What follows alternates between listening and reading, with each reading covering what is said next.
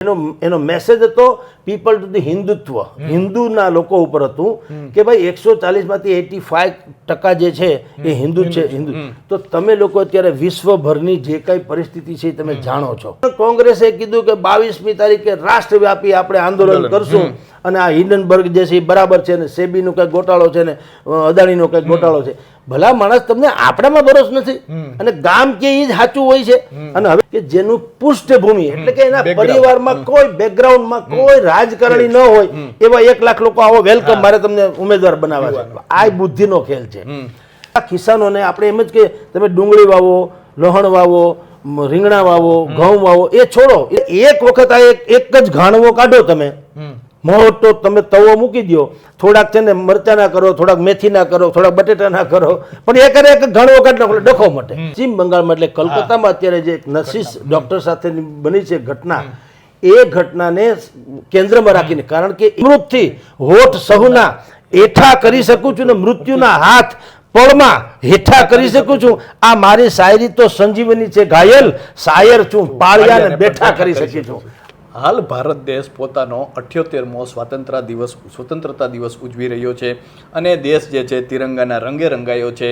અને દેશમાં જે આજે લાલ કિલ્લા પરથી પ્રધાનમંત્રી નરેન્દ્ર મોદીએ સતત 11મી વખત ભાષણ આપ્યું અને ઇતિહાસનું સૌથી લાંબુ ભાષણ આપ્યું અને અનેક મુદ્દાઓ જે છે ત્યાંથી આપવામાં આવ્યા અને દિવસ દરમિયાન તેની ચર્ચાઓ રહી. ત્યારે આ ચર્ચાને લઈને વાત કરવા માટે આપણી સાથે વરિષ્ઠ પત્રકાર જગદીશ મહેતા સર જોડાઈ ચૂક્યા છે. તો આવો તેમની સાથે જ સીધી વાત કરીએ, વાત ગુજરાતી પર. સર, સૌપ્રથમ તો વાત ગુજરાતીમાં આપનું ખૂબ ખૂબ સ્વાગત છે.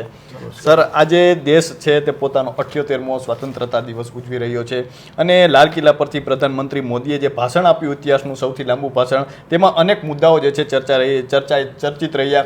નારી સુરક્ષાની વાત હોય કે પછી સેક્યુલર સિવિલ કોડની વાત હોય, અનેક વાતો ત્યાંથી કરવામાં આવી. સર, સૌપ્રથમ તો આ ભાષણને કઈ રીતે જોઈ રહ્યા છો? ગુજરાતમાં જિગ્નેશ મેવાણી, પાલભાઈ આંબલિયા અને ભાઈ લાલજીભાઈ દેસાઈ વગેરેએ જે રીતે કરુણાંતિકાઓને ધ્યાને મુદ્દો હાઇલાઇટ કરી અને કોંગ્રેસને સંજીવની આપી, એવી રીતે આજે વડાપ્રધાને 98 મિનિટની એની જે સ્પીચ હતી એના દ્વારા લોકસભામાં વિપરીત પરિણામ આવ્યા પછી જે ભારતીય જનતા પાર્ટીના લોકો દેશભરમાં સુન્ન મુન્ન હતા ને એને સંજીવની બક્ષી છે. પહેલી વાત તો ભારતીય જનતા પાર્ટીના લોકોને એમ હતું કે હવે આપણે કયા મુદ્દા સાથે પ્રજાની વચ્ચે જશું. આજે નરેન્દ્ર મોદીએ બ્લુ પ્રિન્ટ એની આપી દીધી. 98 મિનિટ આપે કીધું એમ સૌથી લાંબામાં લાંબુ 98 મિનિટનું એનું પ્રવચન હતું. પણ એમાં 70 મિનિટ જે હતી એ આપણી દ્રષ્ટિએ જોઈએ તો રૂટીન હતી. આપણને લાગ્યું ફ્લોપ જશે 70, એટલે આ તો ક્લાઇમેક્સ છે ને એ સુપર ડુપર થઈ ગયું. બાકી 70 મિનિટ સુધી તમને એમ લાગ્યું કે આનો શું મતલબ, કારણ કે આપણે બધા રોજ એને સાંભળતા હોઈએ એવી જ બધી વાતો હતી. પણ છેલ્લી જે T20ની લાસ્ટ ઓવર હોય એમાં જેમ બેટ્સમેન ચોક્કા છક્કા વાળી કરે એવી રીતે છેલ્લી 20 મિનિટના એના પ્રવચનમાં નરેન્દ્ર મોદીએ જે મુદ્દાને ટૂંકમાં આવરી લીધા, એનાથી એ ડિબેટ જે હવે એ ડિબેટનો વિષય બન્યો, દેશભરમાં ચર્ચાનો વિષય બન્યો અને હવે પછી ભારતીય જનતા પાર્ટીની રણનીતિ કેવી હશે એનો બન્યો. લોકો વચ્ચે જઈને ભારતીય જનતા પાર્ટી લોકો શું કહી શકે, આ બધી જ વાત એમાં આવરી લીધી નરેન્દ્ર મોદીજીએ. જુઓ, વાત તો એણે અનેક બાબતો કરી, પણ તમે જુઓ આપણો સ્વભાવ એટલે સમૂચા દેશનો આમ કહું તો સ્વભાવ કેવો છે, સારી બાબતોમાં ઓછું ધ્યાન જાય અને બીજી ખરાબ નથી પણ વિવાદાસ્પદ છે તો એમાં વધુ જાય છે. જો સારી બાબતો એટલે હું આપને કહું, વડાપ્રધાન નરેન્દ્ર મોદીએ એમ કીધું કે મેં દેશ પાસેથી સુઝાવ માંગ્યા હતા, સમૂચા દેશ પાસેથી, કે ભાઈ દેશને મહાસત્તા બનાવવી હોય તો શું કરવું જોઈએ, તમે અમને વિગતમાં આપો, જણાવો. અને એણે કીધું કે ભાઈ લાખો કરોડો લોકોએ અમને મોકલ્યા, અગણિત લોકોએ મોકલ્યા અને એમાંના કેટલાક સાર એણે કીધાય ખરા જે દેશ માટે ઉત્તમ છે, સારું છે. તમે જુઓ ડિબેટમાં પણ ચર્ચાનો વિષય એ નથી થતો. કયા કયા મુદ્દા કીધા? એણે કીધું કે આપણો દેશ છે એ દુનિયાનો સૌથી મોટો સ્ટીલ કેપિટલ બની શકે તેમ છે. આ વાત છે, સુઝાવ છે. ગ્લોબલ મેન્યુફેક્ચરિંગનો હબ પણ આપણો દેશ બની શકે એમ છે. પછી સુપર ફૂડ એટલે કે ઓર્ગેનિક ફૂડ્સ. હવે દુનિયાભરના લોકોને ખબર પડી ગઈ કે રાસાયણિક બધું ખાવા પીવાથી આપણને કેન્સર ઇત્યાદિ થાય છે. એના કરતાં ઓર્ગેનિક ફૂડ જો મળતું હોય તો વધુ સારું. તો આપણા દેશ સિવાય વિશ્વભરમાં ક્યાંય એવી ઉપલબ્ધિ નથી, કારણ કે આપણો દેશ છે ને સમતોલ ઋતુવાળો છે. દુનિયાભરમાં એવું છે 6 મહિના વરસાદ પડે, 6 મહિના દુષ્કાળ પડે, કોઈક દી ક્યાંક હોય, કોઈક દી ક્યાંક હોય. ભારત જ એકમાત્ર એવો દેશ છે. આમ જુઓ તો શિયાળો, ચોમાસું, ઉનાળો જે કંઈ છે એ ઋતુગત આવે, 3-4 મહિના આવે ને બિલકુલ વ્યવસ્થિત આવે મોટા ભાગે એમ. એટલે આપણે ઓર્ગેનિક ફૂડનું પણ સારામાં સારું કામ કરી શકીએ એમ છીએ. પછી વડાપ્રધાનશ્રીએ કીધું કે લઘુ ઉદ્યોગો જે છે એને ઓછામાં ઓછા કાયદાનો ઓછામાં ઓછો સામનો કરવો પડે, બને ત્યાં સુધી કોઈ અવઢવ ન રહે એવી પણ મારી વ્યવસ્થા છે, એવું લોકોએ સુઝાવ આપ્યો છે. અને બીજું આયુર્વેદિક ઔષધિ, એનું તો આપણે વિશ્વ કક્ષાનું સૌથી મોટું દેશ બની શકીએ એમ છે એક્સપોર્ટ કરનારો.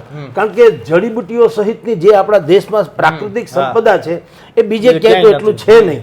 એટલે હવે એ જો આપણે જડીબુટી એટલે કે આપણા કિસાનોને આપણે એમ જ કે તમે ડુંગળી વાવો, લહણ વાવો, રીંગણા વાવો, ઘઉં વાવો, એ છોડો, એ તો ઠીક જ છે. હવે એને તમે એમ કહો કે તમે છે ને આયુર્વેદિક રીતે ઔષધિ વાવો અને તમારી આવક 2-4 ગણી વધારે છે. જે આપણે કહીએ ને બમણી આવકની એની જે વાત છે ને, એ બમણીની 4-5 ગણી થાય. કઈ રીતે કે તમે જો ઔષધિ વાવો તો અમે એનો એક્સપોર્ટ કરી આપશું, એમ નરેન્દ્ર મોદીનું કહેવાનું છે. અને લોકોએ પણ એવો સુઝાવ આપ્યો છે કે તમે જો એને જે લોકોની પાસે જેવું વાતાવરણ હોય એટમોસ્ફિયર એવું તમે એને વાવેતર કરવાનું કહો તો એની આવક વધી જાય.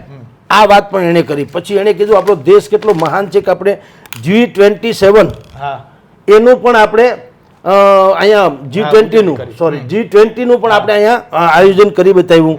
ગ્લોબલ વોર્મિંગનો જે ઇન્ડેક્સ આખા વિશ્વએ નક્કી કરેલો છે કે આટલું હોય, જે ઓક્સિજન ઉત્પાદન કરવાની વાત છે, પ્રદૂષણ ઓછું કરવાનું, એમાં પણ આપણો દેશ સૌથી આગળ છે. બાકી બધાએ વાતો કરી, આપણા દેશે સાબિત કરી દીધું એમ. પછી આપણે અત્યાર સુધી શું છે, મેડિકલ સહિતના જે લોકો ભણવા જાય છે, 10-1 લાખ 2-2 લાખ લોકો પરદેશ ભણવા જાય છે, તો એણે એમ કીધું કે આપણે ભૂતકાળમાં જે બિહારમાં નાલંદા વિશ્વવિદ્યાલય હતું એવી જ આપણે, અને અત્યારે તો નાલંદાને પડી પાછું એને ઊભી કરી છે નો ડાઉટ ઇન્ફ્રાસ્ટ્રક્ચરની દ્રષ્ટિએ, પણ એમાં એવા ગુરુજનો રાખો ને એવું એનું કૌવત બતાવો કે વિશ્વભરમાંથી લોકો અહીંયા ભણવા આવે, આપણે જવું ન પડે એમ. એ વાત પણ એણે આજે કરી છે. પછી એણે એમ કીધું કે અમે 5 વર્ષમાં, આગામી 5 વર્ષમાં 75,000 બેઠકો મેડિકલની વધારશું, 75,000 વધારશું, બરાબર છે. અને એણે વિશ્વને એમે કીધું કે તમે ભારતના વિકાસથી, એટલે બાંગ્લાદેશ સહિતના લોકોને કીધું, ભારતના વિકાસથી તમે લોકો ટેન્શન અનુભવોમાં, અમારો વિકાસ જે છે, ભારતનો વિકાસ એ વિશ્વ માટે થઈને ઉત્તમ છે, કારણ કે અમે યુદ્ધના માણસો નથી, અમે બુદ્ધના માણસો છીએ. એટલે તમે ચિંતા ન કરો. બીજું તમે કરશો કે ન કરશો, અમારી આગળ વધવાની છે. એ તો એણે કીધું અમે જે પ્રણ લીધું છે કે અમારે મહાસત્તા બનવું છે તો બનીને જ રહેશું, પણ અમારી મહાસત્તા બનવાથી તમારી ઉપર કોઈ જોખમ નથી, એવો મેસેજ પણ એણે આપ્યો. પછી એણે કીધું ભારત જે છે એ અત્યારે 5G તો હતું, હવે 6G તરફ જઈ રહ્યા છીએ. એટલે એ અને સેમી કન્ડક્ટર એ વિશ્વભરમાં જે અત્યારે આપણે ચીન સહિતના લોકો ઉપર આધારિત છીએ, એને બદલે હવે આપણે સેમી કન્ડક્ટર પણ અહીંયા બનાવવા માંડી જશું. અને એણે એમ કીધું કે કોર્ટમાં જે વિલંબિત ન્યાય મળે છે, વર્ષો સુધી ચુકાદા નથી આવતા, એ ચુકાદા પણ હવે ઇમિડિયેટલી આવે. એટલે અમે ન્યાયનું રિફોર્મ કરવા માંગીએ છીએ, નવેસરથી એક ન્યાય પ્રણાલી, ન્યાય સંહિતા એવી બનવા માંગે કે બને ત્યાં સુધી ન્યાય તમને ઝડપી મળે. આમ તમે જુઓ, આ બધા મેં તમને જે ગણાવ્યા એ મહાસત્તાને છાજે એવા સારા મુદ્દા હતા. પણ તમે જુઓ, ડિબેટથી માંડીને બધી જ જગ્યાએ આના ભાગ્યે જ ઉલ્લેખ થશે. કારણ શું છે, આપણા બધાનો આમે સ્વભાવ કુથલીખોર છે.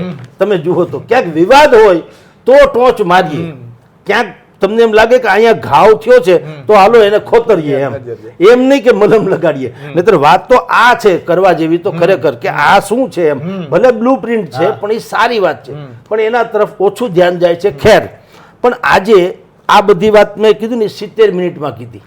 હવે આવે છે બીજી 20 મિનિટની વાતો, જેને કારણે આપણે ડિબેટ કરીએ છીએ અને જગતભરમાં ડિબેટ ચાલી રહી છે. એ 20 મિનિટ શું છે, એમાં એણે 2-3 વાત બહુ સરસ કરી છે. અને એ આમ જુઓ તો દેશના હિતમાં જ છે, પણ એને વિપક્ષની ચશ્માથી તમે જુઓ તો તમને એમ લાગે કે એની ઉપર એણે પ્રહાર કર્યા. એણે પહેલાં એમ જ કીધું કે જુઓ ભાઈ, જો 40 કરોડ લોકો ભારતના, એ લોકો જે તે સમયે 150 વર્ષની ગુલામીને પણ પાર કરીને અંગ્રેજોને હરાવીને આઝાદી મેળવી શકતા હોય, ત્યારે આપણી જનસંખ્યા 40 કરોડ હતી. તો અત્યારે તો આપણે 140 કરોડ છીએ. એક એક સંકલ્પ આપણે લઈએ, એક એક સંકલ્પ તો 140 કરોડ જે થાય એટલા સંકલ્પો થાય શું ન કરી શકીએ. એટલે એને જનતાને જોડી અને તમે જો આનો બિટવીન ધી લાઇન્સ વાંચવાની બહુ મજા છે. હંમેશા અખબારોમાં તમે જુઓ જે સમાચાર છપાય છે ને એના માટે એક વર્ડ શબ્દ છે બિટવીન ધ લાઇન્સ. બે લાઇનની વચાળે નહીં છપાયેલું સત્ય અને આ તમે ને હું જે વાંચીએ છીએ એ છુપાવેલું સત્ય વાંચીએ છીએ, છપાયેલું નહીં, છુપાવેલું સત્ય. એટલે બિટવીન ધ લાઇન્સ એણે 140 કરોડ લોકોને જોડવાની જે વાત કરી શું છે.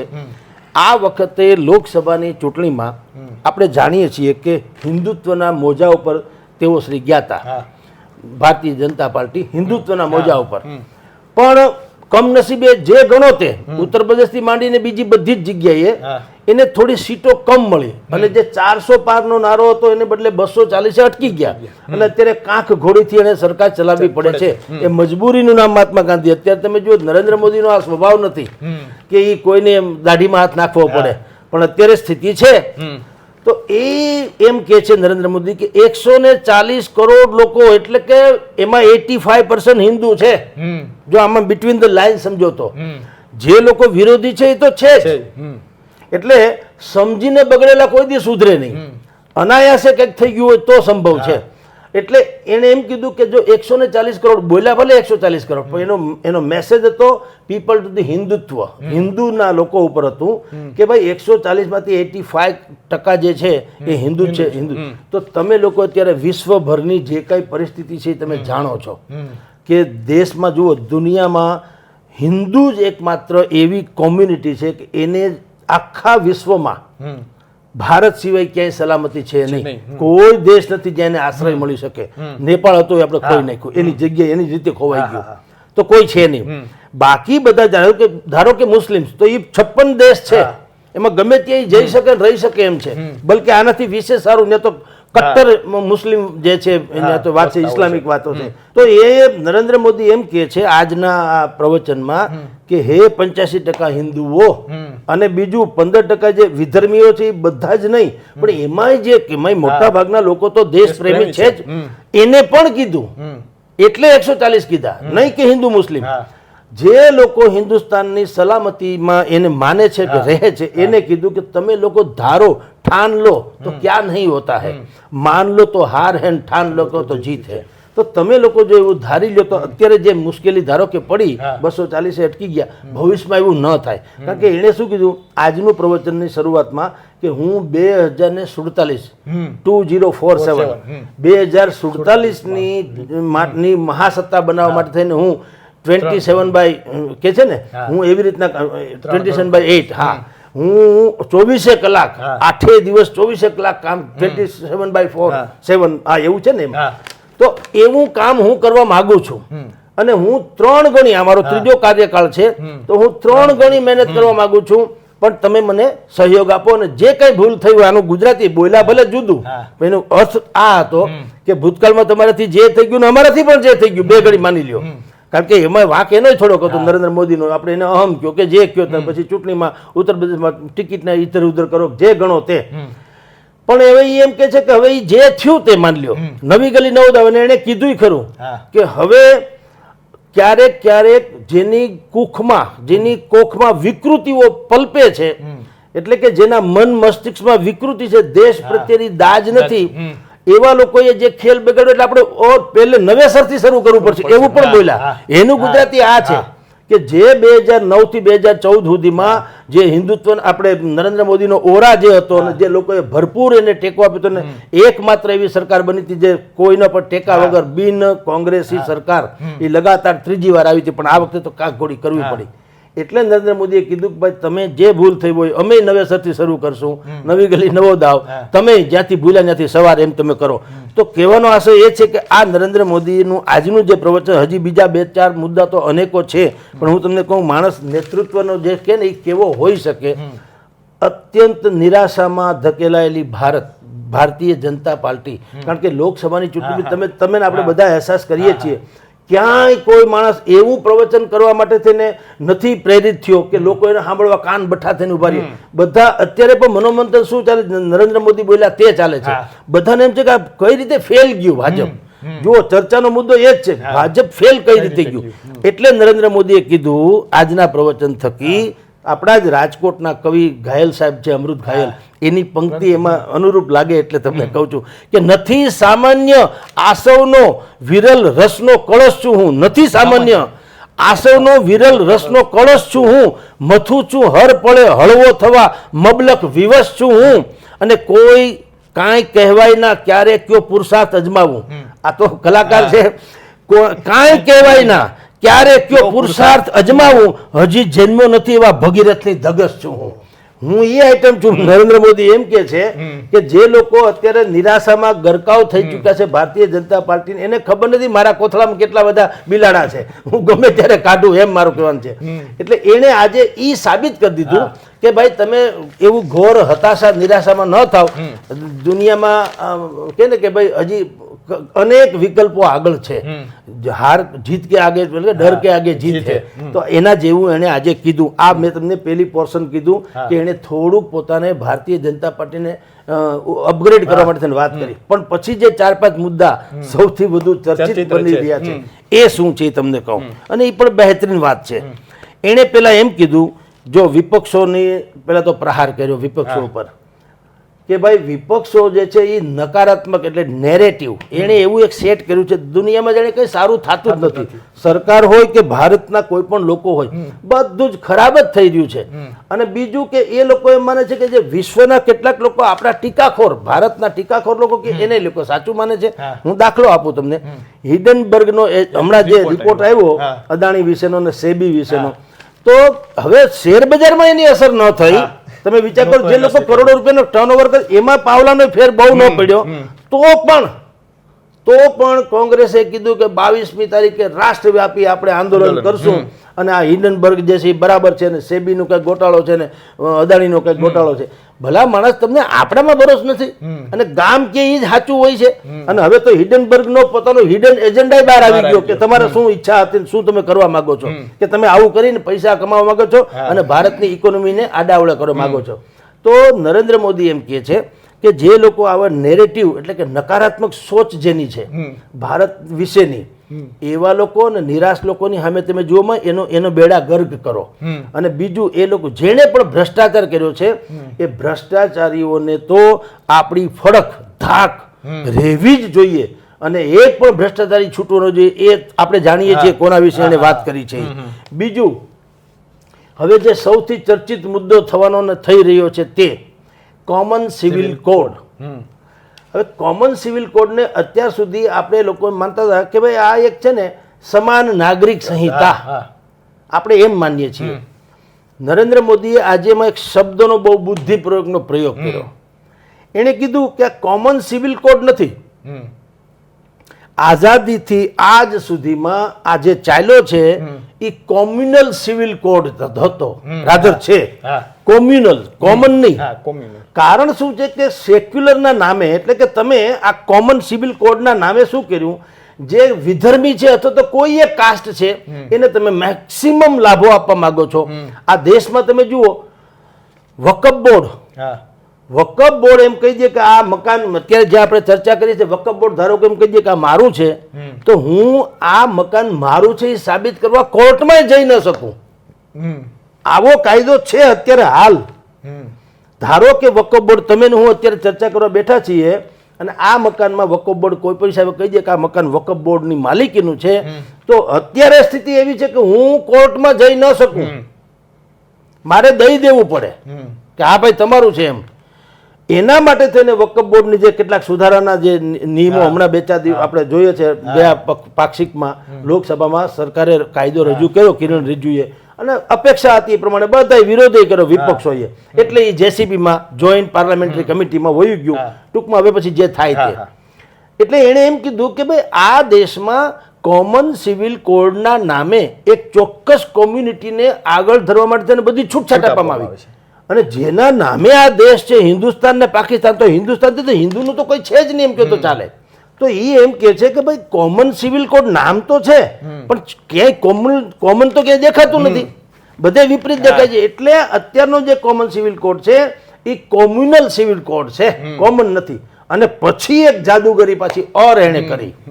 એણે કીધું કે આપણા દેશમાં કારણ શું છે, જાદુગરીના શબ્દ કહેતા પહેલાં કહું, નરેન્દ્ર મોદીનું અત્યાર સુધીનું જે કોમન સિવિલ કોડ લાવવાની કોશિશ છે એ ભારતીય જનતા પાર્ટીના રામ મંદિર જેવો એજન્ડા છે. અને મોટાભાગે તમે કોમન સિવિલ કોડ કયો એટલે બધા જ એમ સમજે કે ભાજપ હવે હિન્દુત્વ તરફ જ જાય છે, એટલે મુસલમાનને મુશ્કેલી. નરેન્દ્ર મોદી આજે બુદ્ધિ વાપરી છે. એણે એમ કીધું કે આપણે કોમ્યુનલ સિવિલ કોડની જરૂર નથી, આપણે સેક્યુલર સિવિલ કોડની જરૂર છે. જુઓ, કોમન શબ્દ બદલે સેક્યુલર શબ્દ વાપર્યો, એનું બહુ બુદ્ધિપૂર્વકની વાત છે. સેક્યુલર શબ્દ શું કામ? ઇન્દિરા ગાંધીએ બંધારણને સુધારીને ભારત જે છે એને સેક્યુલર રાષ્ટ્ર કરેલું. નહીતર બંધારણ ડોક્ટર બાબા સાહેબ આંબેડકરે જ્યારે ભારત પાકિસ્તાન થઈ ગયું ને ત્યારે ભારત એ રાષ્ટ્ર હતું, એઝ એ નેશન, બરાબર, સેક્યુલર નહોતું. એનો અર્થ એમ હતો કે જેમ પાકિસ્તાન ધર્મ આધારિત બન્યું છે એમ આપણે ધર્મ આધારિત ભલે નહીં પણ તો હિન્દુસ્તાન તો હોત જ, કે જેમાં હિન્દુ પ્રાયોરિટી ગણાય એમ, અથવા તો બધાને કોમન વ્યવસ્થા લાગુ પડે. પણ એવું ન કર્યું ને ઇન્દિરા ગાંધીની સરકારે એમાં સુધારો કરી અને એને સેક્યુલર બનાવ્યું. હવે બધા ત્યારથી તમે જુઓ બધાને એક પીન ચોટેલી છે વિપક્ષોને. ક્યારેય પણ રામ મંદિરથી માંડીને જેટલી પણ કોઈ આસ્થાના ધર્મસ્થાનકો સુધારવાની વાત નરેન્દ્ર મોદીની કે ભારતીય જનતા પાર્ટીની સરકાર કરે એટલે વિપક્ષો હંમેશા તાટકી પડે. કાં તો ઘર સાંપ્રદાયિક વાતો છે, આ એક ધર્મ તરફની જ વાત છે, આ વિધર્મીઓને હેરાન કરવાની વાત છે, આ તો ભાગલા પડવાની વાત છે. બધા પૂછે બધા કે ભાઈ શું તમે આવું કેમ કહો? તો એણે કીધું કે આપણો દેશ સેક્યુલર દેશ છે. જો વિપક્ષો હંમેશા કે આપણો દેશ સેક્યુલર દેશ છે, સાંપ્રદાયિક નથી, એટલે તમારે આ સેક્યુલર ની રીતે હાલવું જોઈએ, સાંપ્રદાયિક ની રીતે નહીં. હવે જો નરેન્દ્ર મોદીની મજા તમને કહું, એણે કીધું કે ઓકે, કોમ્યુનલ સિવિલ કોડ નથી જોતો, આપણે સેક્યુલર સિવિલ કોડ રાખો. ચાલો હવે કરો લ્યો વિરોધ, કારણ કે સેક્યુલર તો તમે ચાહો છો, તો હું કહું છું કાંઈ વાંધો નહીં. સેક્યુલર નો તો શું થઈ ગયું? સમાન. સેક્યુલરમાં કોઈ ઊંચ નીચ નહીં, વધારે ઓછું નહીં, કાંઈ નહીં, બધા એક સરખું. વાત તો એક છે, શબ્દની જ બજા છે કે કોઈ તરફ ઢોળાવ નહીં, કોઈ તરફ ઝુકાવ નહીં, માત્ર ને માત્ર બધાને એઝ ઇટ ઇઝ દરેકને લાગુ પડે. તો એણે કીધું કે આપણે આ જરૂરી છે. હવે અત્યારે એ ભલે બોલ્યા, શક્ય નથી કારણ કે એની પાસે બહુમતી નથી, પણ એમાં શું છે, આ ભૂરકી છાંટી દીધી. શાંત તળાવડીમાં એક કાંકરી તમે ફેંકી દો ને એટલે વમળો મંડે થવા. એ વમળ સર્જાય ને એમાંથી બધું થાય. સુનામી હોય એમથી નથી આવતી, દરિયામાં સુનામી આવે, પણ એ અંદર જે વમળ ફરે એ કાંઠાના બધા વિસ્તારને સત્યાનાશ કરી નાખે. આ ઈ છે. એણે અત્યારે એક કાંકરી ફેંકી દીધી. જે ભારતીય જનતા પાર્ટી આખા દેશમાં એમ માનતી હતી કે લોકસભાની ચૂંટણી પછીમાં જ્યારે આપણે અપેક્ષિત પરિણામ નથી આવ્યા, હવે કોઈ મુદ્દો આપણો જોઈએ, કારણ કે હિન્દુત્વ જેવો હિન્દુત્વનો મુદ્દો પણ નિષ્ફળ રહ્યો છે માનતા હતા. હવે એને એટલી ખબર પડી ગઈ કે આ એક વળી પાછું નવું તો ગતકડું આવ્યું છે. હાલાકી એ જૂનો એજન્ડા જૂનો છે, પણ એને રિફોર્મ કરીને રજૂ કર્યો છે કે હવે કોમન સિવિલ કોડ નહીં, સેક્યુલર સિવિલ કોડ. ચાલો તો તમે શું કરી લેશો? એટલે એ શબ્દ જે છે એ માથાકૂટીઓ છે. સેક્યુલરના નામે જે લોકો રાજનીતિ કરે છે, વિધર્મી ફેવરની, એટલે તુષ્ટિકરણની રાજનીતિ, આ સમજવાનો શબ્દ છે. એ હિન્દુસ્તાનની રાજનીતિમાં બહુ મોટો ડખો હાલે છે કે શબ્દ એ લોકો વિપક્ષી લોકો શબ્દ વાપરે છે સેક્યુલર, પણ એનો કાયદેસરનો ઝુકાવ તો વિધર્મી તરફ અને બિલકુલ તુષ્ટિકરણનો જ છે. તો હવે નરેન્દ્ર મોદી એમ કહે છે કે તો ભાઈ આપણે કામ કરો, તમે સેક્યુલર રમવું છે ને, હાલો આપણે લડી લઈએ. ચાલો અમારો જે કોમન જે એજન્ડા છે ને એ હવે સેક્યુલરમાં આવી જાવ. તો સેક્યુલરમાં તમે ના નહીં પાડો ને, કારણ કે તમારું જે વલણ છે સેક્યુલરનું એટલા ફિક્સમાં મૂક્યા છે જેની સીમા નહીં. હવે આ લોકો એનો જવાબ ગોતવામાં એને સમય લાગી જશે અને પછી ગાળાગાળી ઉપર ઉતરી આવશે, કારણ કે તર્ક હંમેશા ખૂટે ને ત્યારે હંમેશા ગાળી ગલોચ થવા માંડે. સંવાદ ખૂટે ને એટલે સંઘર્ષ માંડે થવા. બાકી તો સંવાદથી ચાલતું હોય, પણ જ્યારે તમારી પાસે બધા બાના ખૂટી જાય ત્યારે તમારે હંમેશા બથો બથાવવું પડે. આ હવે એ સ્થિતિ થવાની છે અને સેક્યુલર શબ્દ વાપરીને એક વાત.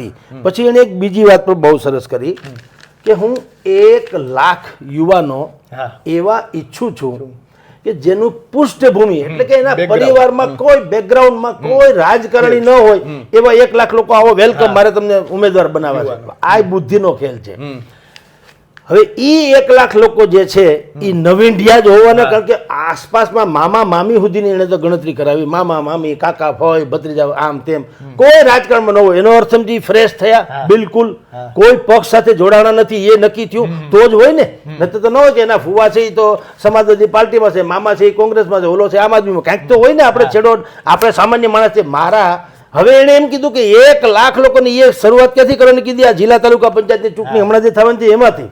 એનો અર્થ એ છે કે હમણાં જે ચૂંટણી ગુજરાતમાં 4700 ગ્રામ પંચાયત થશે એમાં આવા ગતકડા મૂકશે નવા, હાવ પ્યોર ક્વોલિટી બેઝ, શિક્ષિત યુવાન ખેલાડી કલાકાર એવા જેને રાજકારણને કઈ સવાલ નથી. હવે ઈ નવી વોટ બેંક ઊભી થાય ને.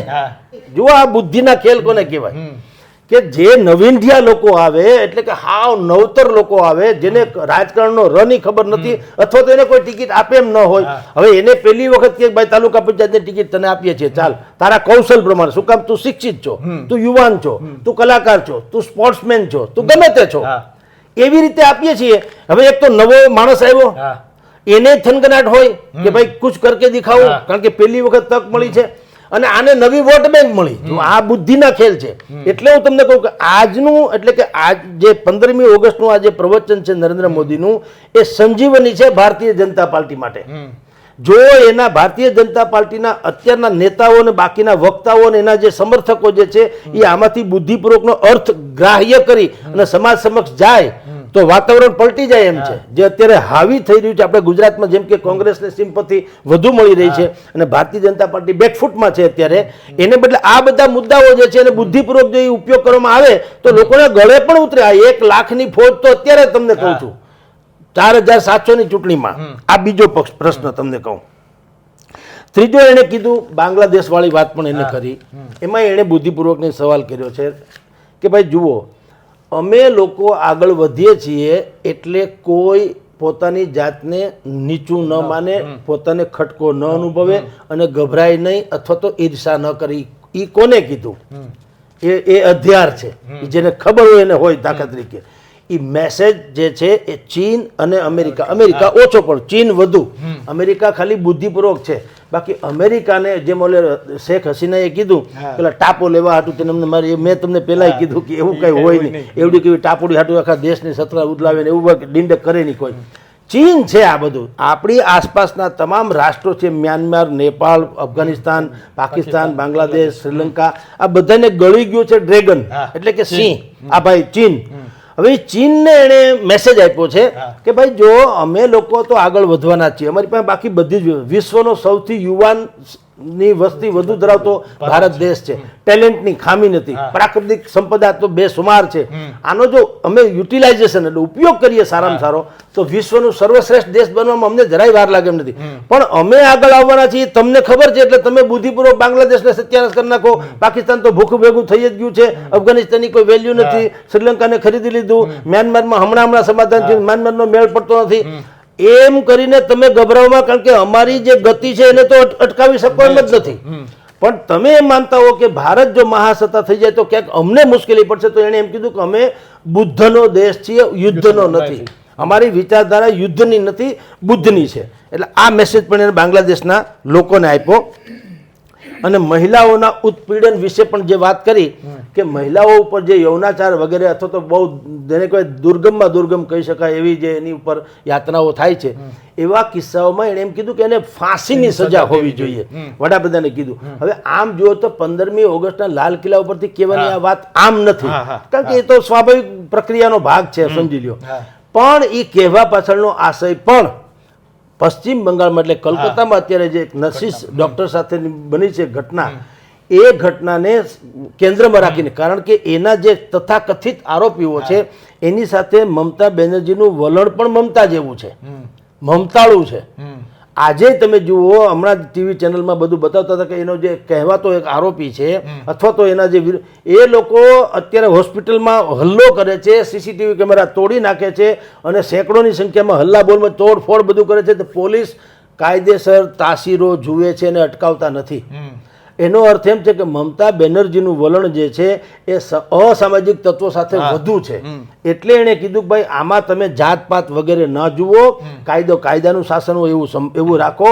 અને તમામ રાજ્યોને એણે કીધું કે અમે કેન્દ્રમાં તો અમારી રીતે જે કરવું ઘટે કરીએ છીએ, પણ રાજ્યોને કીધું કે તમે આમાં તમે પોલિટિકલી એંગલથી ન જુઓ, બલકે તમારે જે એંગલથી જોવું જોઈએ કાયદાનું શાસન એ પ્રમાણે તમે કરતા જાઓ એમ. અને બાકી તો એણે કીધું કે અત્યાર સુધી તમે જુઓ આપણા દેશમાં ડિફેન્સના નામે હજારો અબજો ખરબો રૂપિયા થતા હતા. બધા દેશવાસીઓને એમ થતું હતું કે આ પૈસા જાય છે ક્યાં. પણ આપને આજે એણે કીધું કે ભાઈ અમે શું કર્યું છે ડિફેન્સમાં, અમે શસ્ત્રો ઉત્પાદન કરીને આપણે એક્સપોર્ટ કરીએ છીએ. એટલે પેલા જે પૈસા આપણા પરદેશમાં એમાં પછી ગપલો થતો હતો, બોફર્સથી માંડીને બધા આપણે જાણીએ છીએ, એમાં તો અબજો કરોડો રૂપિયાની વાતો હોતી હોય છે. એટલે એમ કે અમે લોકોએ એવું પણ કર્યું છે કે હવે ડિફેન્સ જે છે પોતે ભારત સ્વદેશી પોતાના જે સુરક્ષા સાધનો બનાવે અને એક્સપોર્ટ કરે. આમ ઓવરઓલ તમને કહું તો નરેન્દ્ર મોદીનું આજનું પ્રવચન એ ભારતીય જનતા પાર્ટી માટે એક લકીર જેવું છે કે એ લોકો પાસે કયા મુદ્દે જઈ શકશે, અને વિપક્ષોને પણ એણે રમખાણ મચાવી દીધું. જે કોમન સિવિલ કોડથી માંડીને જે વાત કરી છે એના આધારે વિપક્ષોએ પણ હવે કંઈક નવો મુદ્દો શોધવો પડશે, એવું આજનું પ્રવચન હતું 15મી ઓગસ્ટનું, આઝાદીની શ્રેષ્ઠતમ ફળો વાળું. સર, તમે દરેક મુદ્દાઓને આવરી લીધા અને પ્રધાનમંત્રી મોદી એક વાત એ પણ કરી કે વન નેશન વન ઇલેક્શન, આ વાત પણ આજે કરવામાં આવી. એને કહેવામાં આવ્યું કે દર થોડા દિવસે ચૂંટણીઓ હોય છે દેશમાં, એના કારણે દરેક જે મુદ્દાઓ હોય છે તે રાજકીય બની જતા હોય છે અને કામો જે છે એ રાજકીય લઈને થતા હોય છે. તો સર, આ મુદ્દાને કઈ રીતે જોઈ રહ્યા છો? ભારતીય જનતા પાર્ટીના જે અમુક એજન્ડા જે છે ફિક્સ હતા, જેમ કે રામ મંદિર પૂરો થઈ ગયો, 370 પૂરો થઈ ગયો, એવી રીતે વન નેશન વન ઇલેક્શન અને આ કોમન સિવિલ કોડ ઇત્યાદિ બધા તો છે જ. એણે આજે એ વાત પણ કરી. આ તો 240 બેઠક આવી એટલે ખાલી એણે બોલ્યા. જો અત્યારે 400 કે પાર હોત તો નરેન્દ્ર મોદી આજે એનાઉન્સ કરત કે આ દેશમાં કાલથી લાગુ. પણ હવે તો કમનસીબી છે કે એની પાસે એટલા જોઈએ એટલા નથી, કારણ કે ખબર છે આ કોમન સિવિલ કોડ કોઈ કાળે મેળ પડે એમ નથી, સિવાય કે કોઈક નવું ખેલ પાડે નરેન્દ્ર મોદી. ખેલ શું? અમિત શાહને જેમ આપણે ઓપરેશન કહીએ છીએ લોટસ, એ બધો ભેળ બનાવે તો જુદી વાત છે, બાકી નકરી વાત જ રહેવાની. કારણ કે ચંદ્રાબાબુ નાયડુ જે છે હજી બિહારમાં તો હજી ઠીક છે, નીતિશ બાબુ થોડુંક સહન કરે અને તોય કરે એમ નથી. તમને કહી દઉં કઈ રીતે.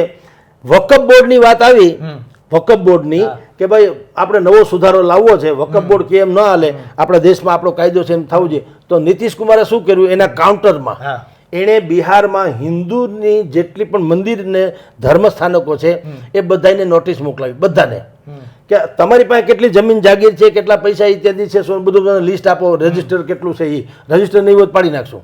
એટલે અત્યારે જે ચાલ્યું જાય છે એવું ભવિષ્યમાં નહીં ચાલે એવું બિહારમાં તો શરૂ કરી દીધું નીતિશ કુમારે. શું કામ? એને મુસ્લિમ કોમ્યુનિટીના મતની પણ જરૂર છે. ચંદ્રાબાબુનો તો નેરો આધાર એની ઉપર છે. એટલે એ આ કોમન સિવિલ કોડ જેને કોમ્યુનલ ને બદલે સેક્યુલર કહે છે એ કોઈ કાળે ચંદ્રાબાબુ નાયડુનો મેળ પડશે નહીં. એટલે અત્યારે નરેન્દ્ર મોદીએ શું કીધું કે દરેક રાજકીય પક્ષોએ આની વિચાર કરવાની જરૂર છે. એટલે આ મનોમંથન. એટલે હવે ટૂંકમાં આ બજારમાં આ જ વાત ચાલશે જ્યાં સુધી બીજો ધડાકો ન થાય ત્યાં સુધી, કે કોમન સિવિલ કોડ જરૂરી છે કે કેમ, જરૂરી છે કે કેમ. જોકે સુપ્રીમ કોર્ટે તો કીધું છે, 12 વખત કીધું સુપ્રીમ કોર્ટે, 112 1-2 એમ 12 વખત કીધું છે કે ભાઈ તમે આ લઈ આવો. આ તો દેશમાં બંધારણમાં છે જ લખેલું, બાબા સાહેબ આંબેડકર કરી ગયા છે, બધા કોમન સમાન નાગરિક સંહિતા, કોઈ ઊંચ નહીં કોઈ નીચ નહીં વગેરે. પણ આપણે ત્યાં એવું થયું નથી. એટલે બંધારણની રીતે આપણે સાચા, ભારતીય જનતા પાર્ટી સાચું છે, પણ જેને મુસ્લિમોના મત જ જોઈએ છે તો એના વગર એનો મેળ પડે એમ નથી. એ લોકો તો કોઈ કાળે એને સહન કરે એમ નથી. એટલે વળી પાછું ન્યાય ડખો થવાનો એવો જ છે વન નેશન વન ઇલેક્શન. એ પણ એને માસીન છોકરો. શું કામ? કારણ કે નરેન્દ્ર મોદીને એના આમાં વન નેશન વન ઇલેક્શનમાં થાય શું? વિપક્ષો પાસે અત્યારે મોદી જેવો ચહેરો તો છે નહીં. એટલે વન નેશન વન ઇલેક્શન થાય તો મોદી પાસે ચહેરો છે, ભારતીય જનતા પાર્ટી પાસે. અહીંયા કોણ છે આપણે જાણીએ છીએ. તો એ એક જ એજન્ડાથી આખા દેશમાં એક જ વખત ચૂંટણી થાય. તો અત્યારે શું છે? અત્યારે એવું નથી. એટલે શું થાય કે પ્રાંતે પ્રાંતે મુદ્દા ફરી જાય. કેન્દ્રમાં મુદ્દો હિન્દુત્વનો છે તો અહીંયા ગુજરાતમાં વળી જુદો હોય, પશ્ચિમ બંગાળમાં ત્રીજો હોય, ઉત્તર પ્રદેશમાં ચોથો હોય, એવું બધું હોય. ઓલું એક જ ધડાકે ચૂંટણી, ગ્રામ પંચાયતથી માંડીને સંસદ સુધીની ચૂંટણી થાય તો એક જ વેવ્સથી થાય ને, રાઈટ? તો બીજા પાસે તો એવી વ્યવસ્થા છે નહીં હાલ તુરત તો કમસે કમ. અને આપણે જાણીએ છીએ નજીકના ભવિષ્યમાં એવી શખ્સિયત તો કોઈ છે નહીં કે મોદીનો સામનો કરી શકે. અને બીજું એ વાત પણ સાચી છે કે આવડો મોટો દેશ છે આપણે, તો દર 3 મહિને ક્યાંય ને ક્યાંય નાની મોટી ચૂંટણી આવતી જ રહે છે. વિધાનસભાની પેટા ચૂંટણી હોય, ગ્રામ પંચાયતની હોય કે રાજ્યની કંઈક હોય કે ફલાણું હોય કે. તો ભલા માણસ સરકાર એમ કે છે કે નરેન્દ્ર મોદી એવું કીધું કે અમે કોઈ પણ યોજના રજૂ કરે, રાજ્ય કરે યા અમે કરીએ, એટલે સીધું તમે જોડી શકો. આ તો હવે ગ્રામ પંચાયતની ચૂંટણી આવે છે એટલે એમ કે તમે આવો ફતવો બહાર. તો કરવું ક્યારે? અને બીજું એને કારણે એક મશીનરીઝ તો આખી અટકી જાય છે ને. હજારોની સંખ્યામાં પોલીસ દળથી માંડીને બધાય હાવ ન બદલી થાય કોઈની, ન કાંઈ સરકારી મુલાજીમો બધા ચોટી જાય, ચૂંટણી ચૂંટણી ચૂંટણી ચૂંટણી, બીજી કોઈ વાત નહીં. તો એ એમ કે છે કે ભાઈ એક વખત આ એક જ ઘાણવો કાઢો તમે, મોટો તમે તવો મૂકી દો, થોડાક છે ને મરચા ના કરો, થોડાક મેથી ના કરો, થોડાક બટેટા ના કરો, પણ એક ઘાણવો કાઢી નાખો ડખો મટે. એટલે ભજીયાની પીંજણ તો પૂરી થઈ. પછી આ કેટલોક સમય તો બીજું કંઈક તળીએ એમ. આ 24 કલાક એકને એક મુદ્દા કરવા ક્યાંથી બેળ પડે? એટલે એણે વન નેશન વન ઇલેક્શન ની વાત કરી છે. અને એ પણ વિપક્ષોને પાલવે એમ નથી. વિપક્ષોને તો શું છે કે એની પાસે કોઈ એવો આખો આઈડિયો કે એવી આઈડિયોલોજી પણ નથી જે કોમન રીતે આખા દેશને લાગુ પડે. એને તો શું છે, તમારી નબળાઈ એ અમારી સબળાઈ. જેમ કે દાખલા તરીકે ગુજરાતમાં અત્યારે ગુજરાતમાં શું ચાલે છે, પીડિતોની જે યાત્રા નીકળી એ મુદ્દો છે તો સજીવન થાય ને કોંગ્રેસ. બાકી કોંગ્રેસને બજારમાં જવાનો બીજો મુદ્દો તો હતો નહીં. પોતીકી કોઈ વાત તો છે નહીં. ચાલો ભાઈ અમે આ કોંગ્રેસ, અમે આના કરતા જો આટલું સારું સારું કરી શકશું એવી વાત તો છે નહીં. આ ભલે મુદ્દો સાચો જ છે ને વિપક્ષે કરવું જોઈએ, એમાં ના નહીં, પણ એની નબળાઈ એ આની સબળાઈ છે. એટલે નરેન્દ્ર મોદી એમ કહે છે કે ભાઈ દાખલા તરીકે હવે આ બધી પીંજણ પૂરી થાય તો વન નેશન વન ઇલેક્શન થાય, એટલે ચૂંટણીનો ઘાણવો એકારે નીકળી જાય તો તમે આપણે બધા કામે વળગીએ, 5 વર્ષ સુધી બતાવીએ કોબત કે એનામાં શું છે એ. પણ આ બે મુદ્દા વન નેશન વન ઇલેક્શન અને કોમન સિવિલ કોડ, આ બંને મુદ્દા હવે ચર્ચાતા જ રહેવાના. રાજકીય આલમમાં એને તળાવમાં વમળો સર્જાતા રહેવાના. અને એમાં હવે જોઈએ છે શું થાય છે. ટૂંકમાં આના મગજમાં, નરેન્દ્ર મોદીના મગજમાં તો એ છે જ રિફોર્મ ટુ ધ ઇન્ડિયા, આખા ભારતનું નવેસરથી નવસર્જન એવું એને કરવાની ગણતરી છે. પણ અત્યારે ટૂંકા પડે છે એટલે એને આજે દાણા નાખી દીધા. ભૂરકી છાંટી આપણી ભાષામાં કહો તો એને દાણા નાખી દીધા. હવે તમે રેમાન તમારે જે કરવું એ કરી લેજો. બાકી એના મગજમાં છે. જો ભગવાન કે એને તક મળે, મેં તમને કીધું એમ કે જો કોઈ પણ હિસાબે અમિત શાહથી માંડીને કોઈ પણ પ્રકારે વ્યવસ્થા કરે અથવા તો કોઈ વિપક્ષના લોકો જે છે એ ભારતીય જનતા પાર્ટીમાં કોઈ હિસાબે આવી જાય ને એવું કંઈક બને તો સંભવ છે કે નરેન્દ્ર મોદી જે છે આને સાક્ષાત્કાર કરી શકે. નહીતર અન્યથા અત્યારે એ જે નિઃશબ્દ હતા ને ભારતીય જનતા પાર્ટી, એને હવે બોલવાની તક તો એને આપી દીધી ટૂંકમાં. અને અમૃત ઘાયલે આના માટે થઈને બીજી શેર કીધો છે જે આજના પંક્તિમાં લાગુ પડે છે. નરેન્દ્ર મોદીના પ્રવચન પછી એણે એમ કીધું કે અમૃતથી હોઠ સૌના હેઠા કરી શકું છું. જુઓ, ભારતીય જનતા પાર્ટી જે મૃતપાય અવસ્થામાં અત્યારે હતી, બોલવાની લાગે વળગે, સત્તા ભલે ગમે તે એટલી, પણ જે ઓરા હતો એ નહોતો એની પાસે, થોડુંક મુશ્કેલી અનુભવતા હતા. તો એણે કીધું કે અમૃતથી હોઠ સૌના હેઠા કરી શકું છું અને મૃત્યુના હાથ પળમાં હેઠા કરી શકું છું. બધા માનતા હોય કે હવે ખતમ થઈ ગયો, નરેન્દ્ર મોદીનો ઓરાય ખતમ થઈ ગયો, ભાજપની પડતી છે, હવે બધું ખતમ, વાત પૂરી થઈ. એમ નથી. એણે કીધું કે અમૃતથી હોઠ સૌના હેઠા કરી શકું છું ને મૃત્યુના હાથ પળમાં હેઠા કરી શકું છું. આ મારી શાયરી તો સંજીવની છે ઘાયલ, શાયર છું પાળિયાને બેઠા કરી શકી છું. આજે પાળિયા જેવો પક્ષ થઈ ગયો તો એને પણ નરેન્દ્ર મોદી એમ કહે છે કે ભાઈ મારા કોથળામાં હજી એવા કેટલાય રમકડા છે, એમાંના મેં 2-4 અત્યારે તમને પીરસ્યા છે. હે ભારતીય જનતા પાર્ટીના નાગરિકો કે સમર્થકો, તમે આવી હતાશા નિરાશામાં ગર્ક ન થઈ જાઓ. અનેકો વસ્તુ છે આપણી પાસે, એમાંની આ 2 રમતી મૂકી. ટૂંકમાં એણે આજે એક મેં કીધું ને કે આ આખું પ્રવચન ભારતીય જનતા પાર્ટીને ધાણાની કરમાઈ ગયેલી પૂણી હોય ને એમાં તમે પાણી છાંટો ને થોડુંક તાજું લાગે એવો તાજો એણે કરી દીધો ભાજપને. સર, આપનો કિંમતી સમય આપવા બદલ ખૂબ ખૂબ આભાર. તો આ હતા વરિષ્ઠ પત્રકાર જગદીશ મહેતા સર. અને સરે જે રીતે વાત કરી કે આજનું જે પ્રધાનમંત્રીનું ભાષણ છે તે ભારતીય જનતા પાર્ટી માટે સંજીવની બક્ષનારું છે અને આજે ચર્ચાતું રહ્યું છે દિવસભર દરમિયાન. તો અત્યારે બસ આટલું જ. ફરી મળતા રહીશું વાત ગુજરાતી પર.